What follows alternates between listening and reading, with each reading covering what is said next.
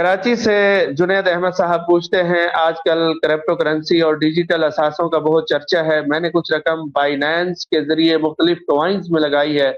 کیا شرعی نقطہ نظر سے اس قسم کی ڈیجیٹل کرنسی کی خرید و فروخت جائز ہے؟ نیز کیا اس پر زکوٰۃ کا وہی حکم ہوگا جو نقدی پر ہوتا ہے؟ دیکھیں، یہ ایک ڈیجیٹل کرنسی ہے اور اس بارے میں علماء کرام کی دونوں قسم کی آراء پائی جاتی ہیں۔ زیادہ تر حضرات یہ فرماتے ہیں کہ جن ملکوں میں اس کو باقاعدہ ایک قانونی حیثیت حاصل ہے اور یہ باقاعدہ وہاں کی قانونی کرنسی سمجھی جاتی ہے تو اس کے ذریعے لین دین کرنے کی گنجائش ہے،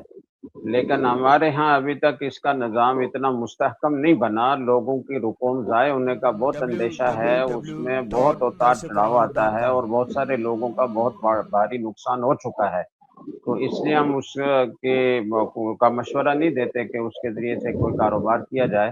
تاہم اگر کسی نے وہ کوائنز خریدی ہوئی ہیں تو وہ ایک مالیت ہے، بہرحال دنیا میں اس کو مال سمجھا جاتا ہے، اور جو کرنسی عام چلتی ہے